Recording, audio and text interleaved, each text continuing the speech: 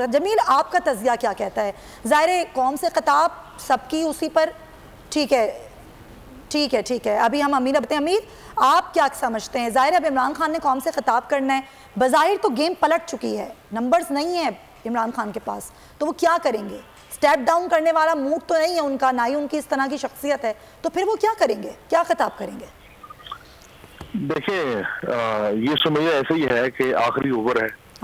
हाँ। उसकी 3 गेंदें बाकी हैं। हाँ। और 100 स्कोर बनाना है। तो फिर आप हर गेंद पे 3-3 छक्के भी अगर मार लेंगे, हाँ, तो फिर ये जो कि फाजिल साहब ने गेंद की मिसाल दे दी, तो मैंने कहा चले हम भी फिर खान साहब के टर्म में बात कर लेते हैं। तो ये कैसे, अब 3-3 छक्के भी अगर आप एक गेंद पे मार दें, हाँ, और आप कुछ भी कर लें, तो आप कामयाब नहीं हो सकते हैं। Parties over. इमरान खान साहब के इक़्तिदार के जिस्म में से रूह कफ़स अंसरी से परवाज कर गई है। एक मुर्दा बेजान जिस्म बाकी है इक़्तिदार का, उसकी भी तदफीन हो सकता है कि 2-3 रोज में हो जाएगी। मैं आपकी बात काट रही हूँ, सॉरी। हो सकता है कि उन 3 छक्के मारने के लिए कोई खास बल्ला हो उनके पास मौजूद? नहीं, वो उनके जितने बल्ले थे उन्होंने सारे घुमा के देख लिए। वसीम अकरम प्लस उनका बल्ला था, 3.5 साल घुमाते रहे। फैसल वाडा जैसे लोग उनके बल्ले थे, 3.5 साल घुमाते रहे। जैसे जुबान दराज बल्ले थे, 3.5 साल घुमाए। आजम सवाती जैसे बल्ले थे जिन्होंने गरीब खानदान पर तशद्दुद किया, इमरान खान ने समझौता किया, वो बल्ला घुमाया। बहुत सारे बल्ले घुमाए खान साहब ने। इन सब बल्लों ने इमरान खान साहब को आज इस नौबत और इस मैच पर पहुंचाया। देखिए, मैं चंद लोगों में से हूँ जो इमरान खान साहब की हुकूमत बनते ही जिसने फेयर क्रिटिसिज्म शुरू किया, और मेरा एक ही नुक्ता था कि खान साहब ये बेउसूली कॉम्प्रोमाइजेस तारीख में किसी भी हुक्मरान को नहीं बचा सके। हर वो शख्स जो मसनद इक़्तिदार पर बैठता है वो इस खबत में मुब्तला हो जाता है कि मेरा इक़्तिदार कॉम्प्रोमाइज करने से बच जाएगा। हमारे पास हाल में ताज़ा मिसाल परवेज मुशर्रफ की है। क्या उरूज खुदा ने उनको बख्शा था।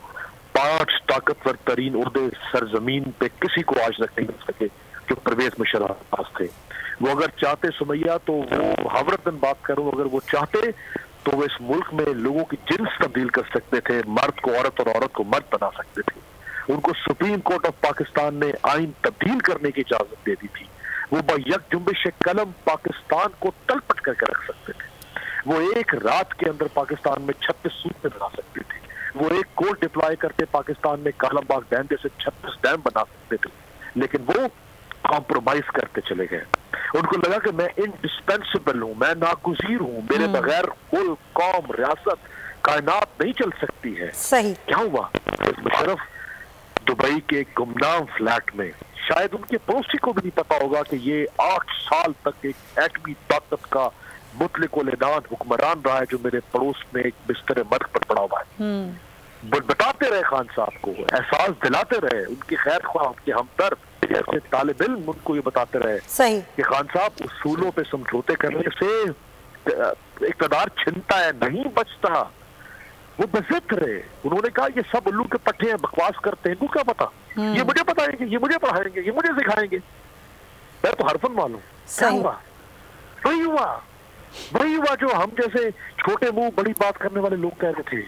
और इनको खान साहब को आज उस मैच पर पहुंचाया सुमैया, वो इनके चापलूस सहाफियों ने पहुंचाया। ठीक है। वो जो इनके भम्पू और इनके इर्द गिर्द जो तबलीगी इकट्ठे हुए थे, ये क्या करते हैं? ये 2 तबके, याद रखिएगा, ये हर हुक्मरान के साथ होता है। जो चापलूस सहाफी होते हैं, चापलूस दानिश्वर होते हैं, और जो तबलची आपके इर्द गिर्द इकट्ठे होते हैं, वो आपके कानों को सुन कर देते हैं। वो हुक्मरानों के कानों को सुन कर देते हैं। सही।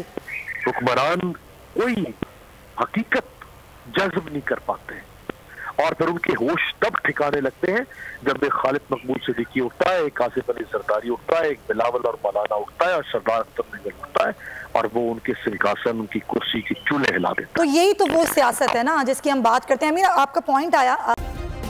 सब्सक्राइब करें और बेल दबाएं ताकि कोई खबर रह न जाए।